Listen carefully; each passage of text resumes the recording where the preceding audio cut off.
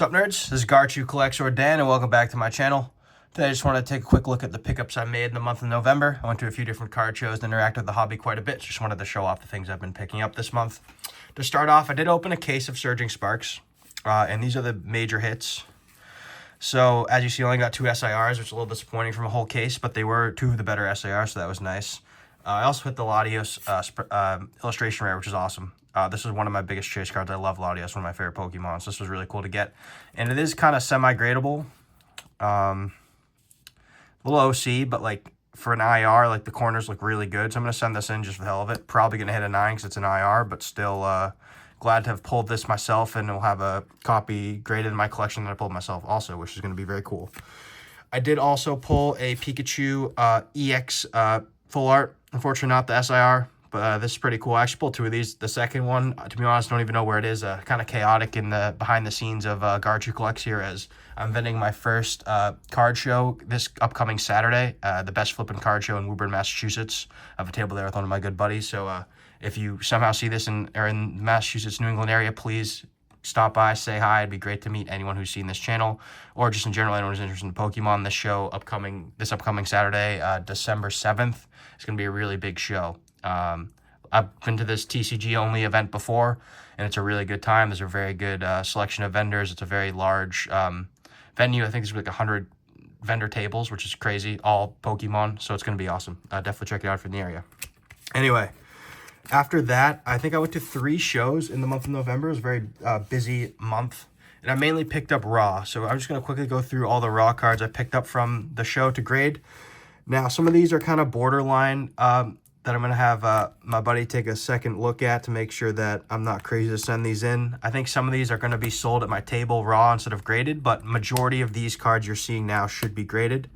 These were picked up from the Best Flippin' Card Show, just the regular monthly show in November, as well as the EC3 Con in Mohegan Sun, Connecticut.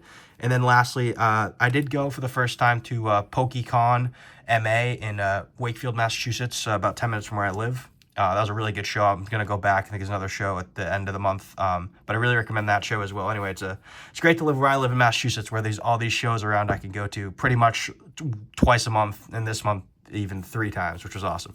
Anyway, you see now, you're starting to see some cards are priced out. I actually priced these out myself. These are just a few of the rejects, if you will, that I originally thought I might grade, but after a further look, I'm not going to grade these. This is, as I mentioned, these are priced out because I have my show upcoming this weekend, so I went ahead and got ahead of the curve there and priced these out to put on my table. And then hopefully at the show, while one of us is watching the table, me or my buddy can go source some more raw early in the morning, ideally. And then if we find more imperfections, we can just sell it right at our table. So I think that's going to work out well for us. Let's see here. I did also pick up just a few slabs. I'll start out, actually, let me hide that here. I'll just start with the smallest pickup of the bunch. I guess one of the other ones is pretty small too. The Pokega spring sticker. I saw this in a Bulbasaur video, which actually, funny enough, I was just featured in the video, his Las Vegas front row card show. I was the guy who bought the Feraligatr, in case anyone's wondering what I look like. That was me when I was in Vegas in July with my family to go see the Grateful Dead at the Spear. The card show happened to be the same weekend we were there, so I went to check it out. Saw Bulbasaur, which was awesome, because at the time I had just found his content and was really enjoying it, so it was really cool to meet him and pick up a card off him, which I still have and appreciate in my collection. But in one of his more recent videos, I did see this card, and I really like it. I'm a big fan of Sword and Shield era, because that's the era I came back into. The first games I beat for any Pokemon game, the first games I finished was Sword and Shield. I really enjoyed the DLC, actually, with Calyrex and the Galarian birds. So it's cool to see all the Galarian birds featured here, all of the Sword and Shield starters. I'm a big Grookey fan, so it's awesome to see him featured. Urshifu, kind of could care less about him, but I mean, he's an okay Pokemon. He's definitely better than a lot of the Gen 9 Pokemon, so I can't be too mad there. And then, of course, the Pikachu front and center, looking super cute and chunky, really makes the card. And I think this is an awesome card. I paid, I think, $50 all in, including shipping and tax for this, so very cheap, PSA 10.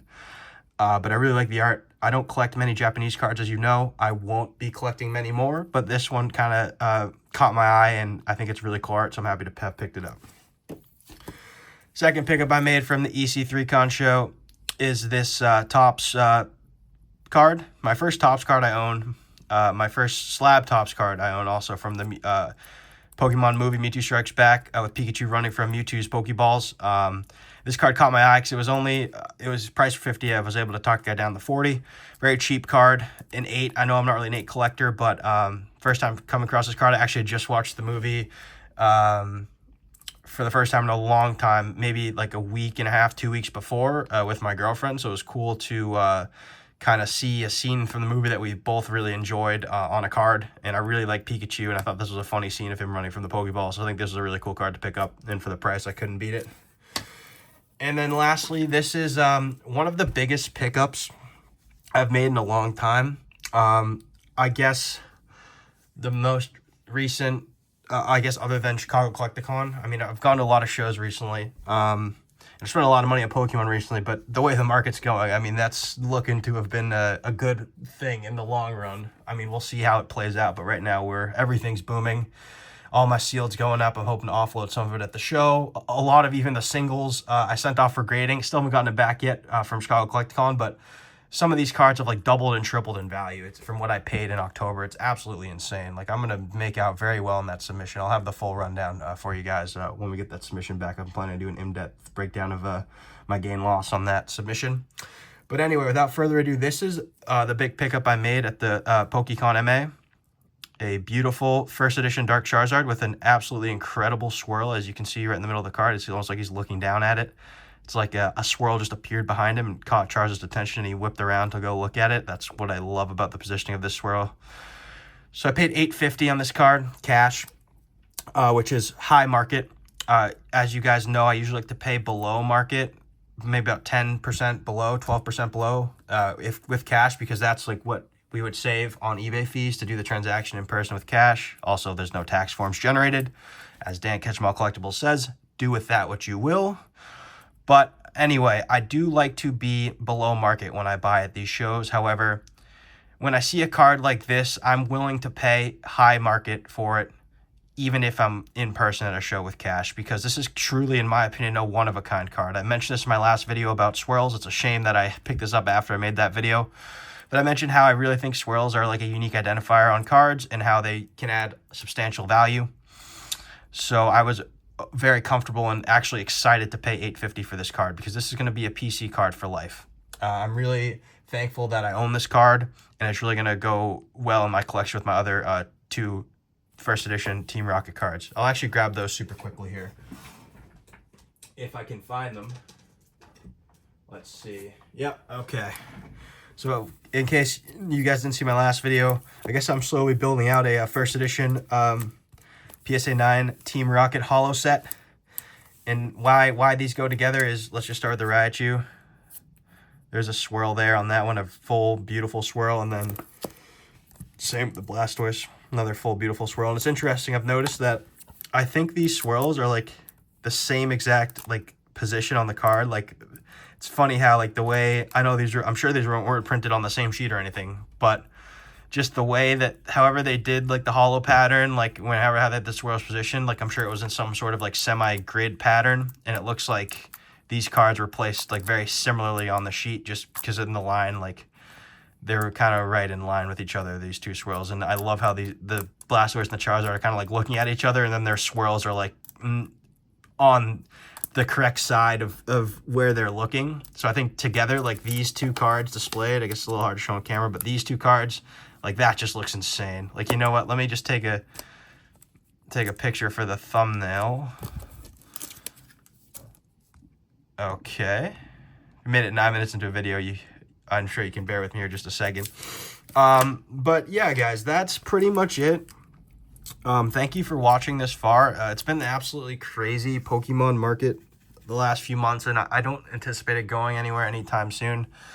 I just feel so blessed to be a part of this community. I'm really thankful to have the cards that I have and have the ability to dabble in this market the way I am.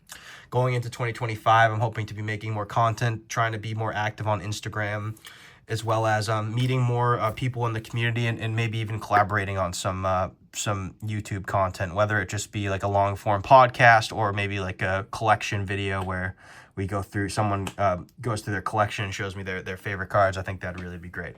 But anyway, guys, before I sneeze, I'm going to end this video. Thank you so much for watching. Have a great day. I hope to make another video soon. Take care.